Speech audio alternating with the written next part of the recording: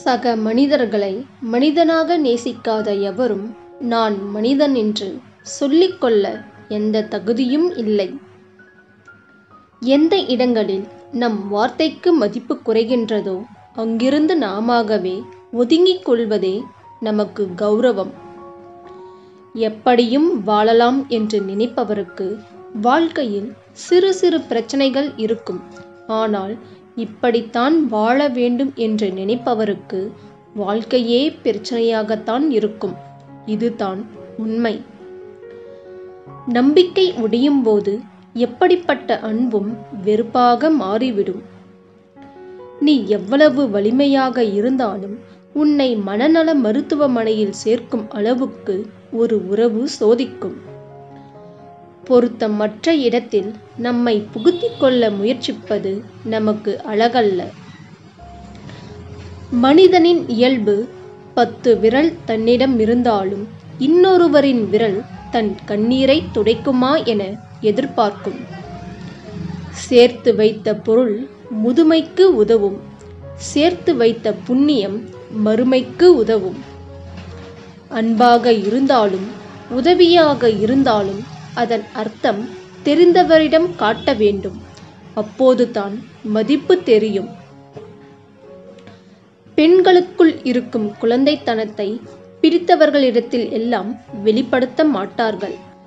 மனதிற்கு நெருங்கியவர்களிடமே வெளிப்படுத்துவார்கள். பேசி முடிவுக்கு வரலாம் என்பவர்களிடம் பேசுவது எளிது. ஆனால் இதுதான் பேச வேண்டும் என்று முடிவெடுத்து விட்டு பேசுபவர்களிடம் பேசுவது கடினம்.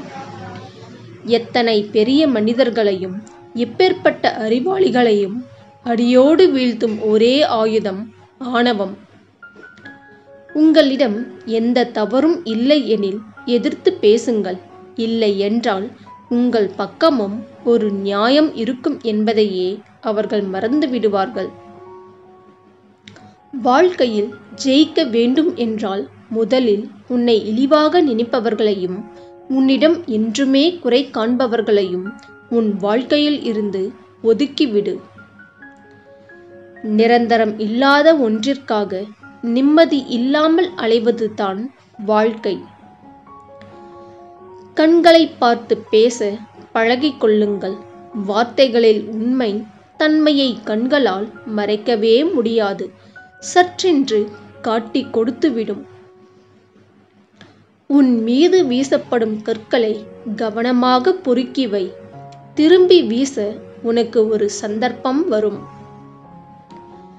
முதல் முறையைப் போல இரண்டாவது முறையும் ஒருவரால் நாம் காயப்படுகிறோம் என்றால் தவறு நம் மீது தான். இதுவும் கடந்து போகும் என்ற தத்துவத்தை எளிமையாக சொல்லிவிடலாம்.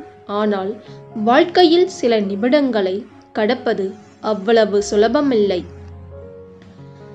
மனிதர்கள் தனது தவறுகளை மறைத்துக் கொள்வதில் காட்டுகிற அக்கறை தவறு செய்யாமல் இருக்க காட்டுவதே இல்லை.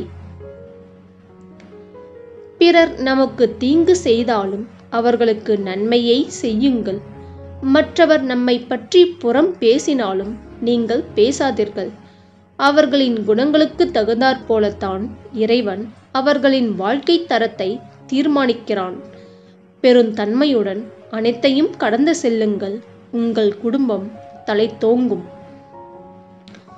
வாழ்க்கை சலித்து போனால் அங்கு மௌனம் மொழியாகிறது.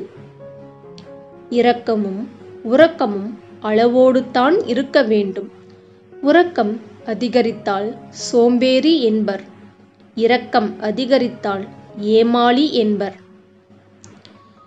வேதனைகளும் சோதனைகளும் நமக்கு வருவதே மனிதர்களை நாம் அடையாளம் காணத்தான்.